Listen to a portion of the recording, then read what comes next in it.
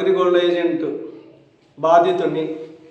నేను అగ్రిగోల్డ్ ఖాతాదారులందరికీ కూడా 32 లక్షల రూపాయలు, దాదాపు ఇంకా కొంచెం ఎక్కువగానే ఉంది, ఆ అమౌంట్ని 2015 చివరికి 2016 స్టార్టింగ్లోను అందరూ నా ఇంటి మీద పడింటే వాళ్ళ అవసరాల ఒత్తిడి మేరకు, వాళ్ళ సమస్యల మేరకు వాళ్ళకి 32 లక్షల రూపాయలకి పైగా చెల్లించాను. ఇది గ్రహించాలని ప్రతి ఒక్క ఎమ్మెల్యేను కూడా వేడుకుంటున్నాను. అయితే గత డిసెంబర్లో సీఎం గారి పేరిట సీఎంఓ ఆఫీస్కి కానీ, తర్వాత జనవరిలో 25వ తేదీ తెలుగుదేశం పార్టీ ఆఫీస్ కార్యాలయంలో సాంఘిక సంక్షేమ శాఖ మాత్యులు బాల వీరాంజనేయులకు ఒకసారి, తర్వాత రిపబ్లిక్ డే రోజు 26వ తేదీ జనవరి 26వ తేదీ పవన్ కళ్యాణ్ గారు కానీ, ఉప ముఖ్యమంత్రి పవన్ కళ్యాణ్ గారు కానీ, తర్వాత వాళ్ళ ఉండవల్లి కార్యాలయానికి సంబంధించి సీఎంఓ పేరున ఒక వినతి పత్రాన్ని కానీ 2025 జూన్ 9వ తేదీ లోకేష్ గారితో ఆయనకు కానీ ఒక వినతి పత్రాన్ని, తర్వాత ప్రతి ఒక్కరికి మా ఎమ్మెల్యేతో సహా రాయదుర్గం మా ఎమ్మెల్యే కాలువ శ్రీనివాసులతో సహా అందరికీ కూడా ఇప్పటిదాకా వినతి పత్రాలు పెట్టుకుంటూనే ఉన్నాను. నా కంటి చూపు పూర్తిగా తగ్గిపోయింది. నా భార్య పిల్లలు కూడా నాతో కొట్లాడి ఈ విషయమై కొట్లాడి బయటికి పోయి వాళ్ళ బతుకులు వాళ్ళు బతుకుతున్నారు. నా బంధుమిత్రుల ఆస్తులతోనూ ఆడ అప్పులు చేసి అగ్రిగోల్డ్ బాధితులకి డబ్బులు చెల్లించాను. మీరు ఊరు వచ్చి వాళ్ళ గురించి ఎంక్వైరీ చేసినా నేను ప్రతి ఇంటికి పిలుచుకొని పోయి వాళ్ళకి డబ్బులు ముట్టించినానో లేదో తెలియజేయగలను. నా కంటి చూపు తగ్గిందా లేదా అనే దానికి మీరు ఏ డాక్టర్ దగ్గరికి పిలిచినా నేను వచ్చి మీ ముందు నిలబడగలిగిన వ్యక్తిని. ఇప్పుడు నా పరిస్థితి పూర్తిగా అధ్వానం అయిపోయింది. నా విలువల్ని మర్యాదల్ని కాపాడుకొచ్చుకున్నాను ఇంతవరకు. డిసెంబర్ నుంచి ఈ రోజు వరకు, అంటే ఈరోజు 12/10/2025 ఈ రోజు వరకు కూడా చాలా కష్టాలు పడుతూనే ఉన్నాను.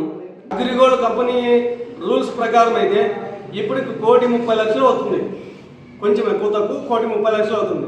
నేను అదంతా అడగట్లేదే, ఆ అమౌంట్ అంతా అడగట్లేదు. నేను కేవలం 32 లక్షలు మాత్రము, 32 లక్షల చిల్లర ఏదో అవుతుంది, ఆ అమౌంట్ మాత్రమే నాకు ఇమ్మని, ప్రతి ఒక్కరిని సాయం చేయమని చెప్పేసి అడుగుతున్నాను.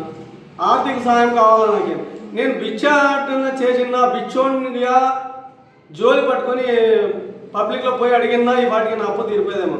నా ఆత్మవిశ్వాసము, నా ఆత్మ గౌరవము నేను పోగొట్టుకోలేక ఎవరిది ₹1 తిని ఎరగా, ఎవరిని ₹1 మోసం చేసి ఎరగా, మరి చివరికి అగ్రిగోల్డ్ ఖాతాదారులు కూడా నన్ను గౌరవించేటువంటి పరిస్థితిలో ఇప్పుడు నేను ₹1 కూడా నేను అప్పులు కోసిన వాళ్ళకి ఇవ్వలేని పరిస్థితి. నాకున్నది 1.5 ఎకరా పొలము, దాన్ని కూడా తాకట్టు పెట్టేసిన. నా భార్య మెడలో ఉండేటువంటి పుస్తెల తాడు, మంగళసూత్రం చైన్తో సహా అన్నీ తాకట్లోనే ఉన్నాయి.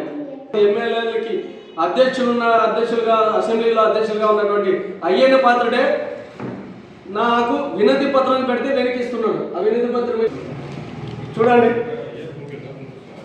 ఎవరికి అసెంబ్లీ స్పీకర్ అయినటువంటి అయ్యన్న పాత్రులు గారికి వినతి పత్రాన్ని పెడితే ఆయన వెనక్కి పంపించాడు. దయచేసి RRR గారు మాత్రం వెనక్కి పంపించలేదు, సంతోషమే. కంపెనీ యాజమాన్యం మోసం చేసింది. సీతారామవాస్ గారిని కానీ వెంకటరామవాస్ గారిని వాళ్ళిద్దరిని పిలిపించి ఎదురుకు నిలబెట్టండి, నేనే కడిగేస్తా. మీరు వాళ్ళు చేసినటువంటి మోసం ఏమనేది వాళ్ళకి గుండెబద్దలుకున్నట్లు విలేకరుల సమావేశంలో నేనే చెప్తా.